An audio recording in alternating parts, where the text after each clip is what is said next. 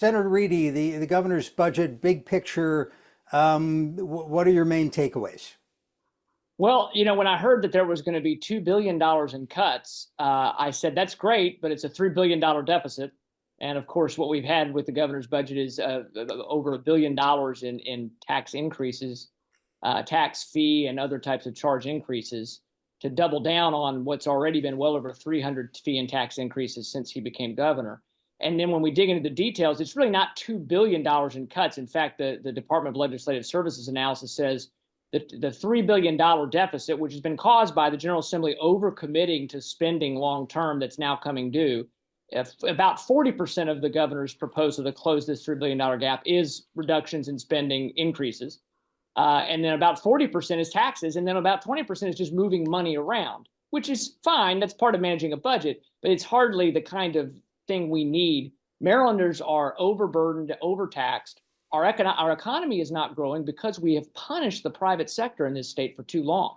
And it's time for us to, I think, have government go on a diet and get things back under control more fully. I was glad to see a nod to some tax relief ideas for certain businesses, but by raising income taxes on so-called high earners, you're actually raising income taxes on people who are running small businesses and many times using pass-through entities. So it's a lot of smoke and mirrors, unfortunately. Let's focus in on the tax increase for higher income Marylanders, and not too many people are going to be too concerned about that. But Senator Reedy, why would you be opposed to raising taxes on the state's top earners? Well, first of all, it won't work. We tried this, the state did, many years ago under Martin O'Malley, the last governor who racked up massive fee and tax increases. And they had a millionaire's tax, and the millionaires just left the state. The state projected back in 2007, when they raised a millionaire's tax, that they would get about $100 million in revenue. They actually lost $200 million. People who making $600,000 and $700,000 a year can very easily relocate. Once you raise the tax to a point where it's way beyond what they're paying in, say, Virginia, it's a lot easier for someone from Potomac to decide to bite the bullet and move over to Virginia. It's a little bit more, they might just stay put. And so you have that issue. And then once again, the governor's stated goal is to try to grow the private sector economy, which I totally agree with. You don't do that by taxing the people who have the plumbing supply companies and the contracting companies that might be in that higher bracket. That's not the way to go. Senator Rosapep, are we going to lose any of the Marylanders who would be affected by this tax increase? Are they going to go to Florida? There's no evidence to support that. Those accusations have been made over the years. There's no evidence to support that. Clearly, people move for a whole variety of reasons. Nobody likes to pay taxes. I don't like to pay taxes. Senator Reed doesn't like to pay taxes. You can speak for yourself, Jeff. But the reality is somebody has to pay taxes because we have to have public schools, we have to have roads, we have to have health care, we have to have public safety. And that costs money. And the question in the tax proposal of the governor is who's going to pay it? Is it going to be more in the working class? We don't want that. The governor doesn't want that. Working people pay too much in taxes, so the governor's plan cuts taxes for the overwhelming number of working people in the state. It only raises revenue from those who can afford it. And I beg to differ that the owner of the average plumbing company is making $1 million or $2 million a year. I wish they were. Jim, the thing people, I wonder how much people are going to focus, instead of the big picture income tax rate, on the little nuisance fees in there. I think it's 75 cents for a DoorDash delivery, doubling the charge to get your vehicle emissions checked. That stuff's not progressive. No, and that's focused on transportation. It's tied to transportation. The 75 cents per delivery is related to using the roads. Totally, it's like a user fee. Some people will support it, some people won't support it. But my point is that broadly, the governor's proposal makes the system more progressive, cuts taxes for small business, cuts taxes for working people. That's the big picture. You can argue about individual pieces, and we will argue about individual pieces. But big picture, he's making the system more progressive, which has been a long time coming. Explain to our viewers the deal with combined reporting, which has been debated in the legislature every year since the beginning of time. It never passes.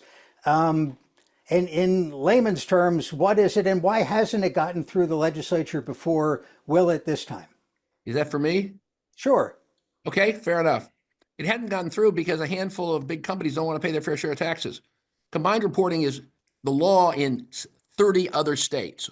All it says is you can't use corporate shell games to avoid paying taxes in Maryland. That's all it does. Been around for decades in other states.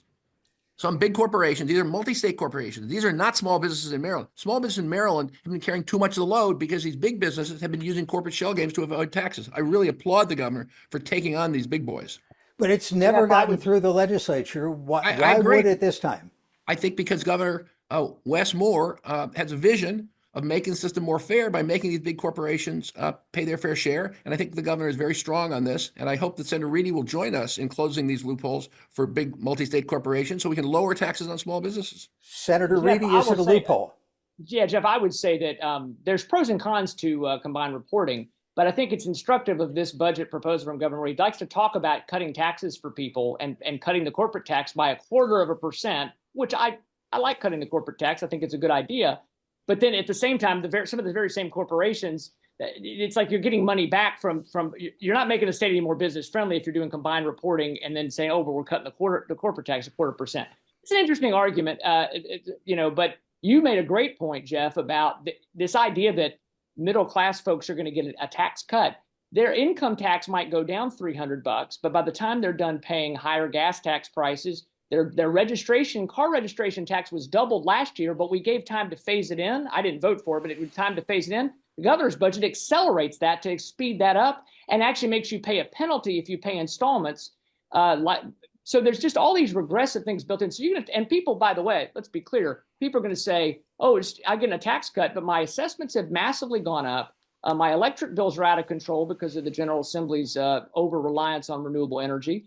And, the bottom line is it's a budget that says we're going to take a little bit over here and say you get a tax cut, but then we're going to raise a bunch of other fees and taxes over here. When really the issue, as my friend Senator Rosapep talked about, if you have a DDA budget that's out, a disabilities budget and a health department budget that's out of control that can't be explained, why are we asking taxpayers to pay more taxes? Why don't we fix the problems with the waste and the things that are in the state government that need to be retrenched before we go to the taxpayers and say, give us more money? Gentlemen, I just have a minute left, so a sentence or two from each of you on this. Is there anything in this plan that you're pretty certain is not going to come out of the legislature in its current form? Please go first, Justin. Well, I think Senator Rosapep has expressed some support, and I think Democrats and Republicans in the Senate like the idea of finding ways to relieve some of the tax burden. My fear is that the very far left House of Delegates will be adding a bunch of tax increases and take away some of the cuts, some of the things that were good about trimming back spending. So that would be my concern, that we won't get the real cuts that are needed to really get the budget back in balance. Putting aside the tax discussion, that's a concern I have. Senator Rosapep, look into your crystal ball at the end of the session. What's going to be different in this plan? What's not going to be different is we're going to have a balanced budget. What may be different is some of the budget cuts may be a little different than the governor proposed. Some of the revenue proposed may be a little different than the governor proposed, but we know we'll have a balanced budget. Senators Rosapep and Reedy, we appreciate your time. Thank you very much. Thank you, sir.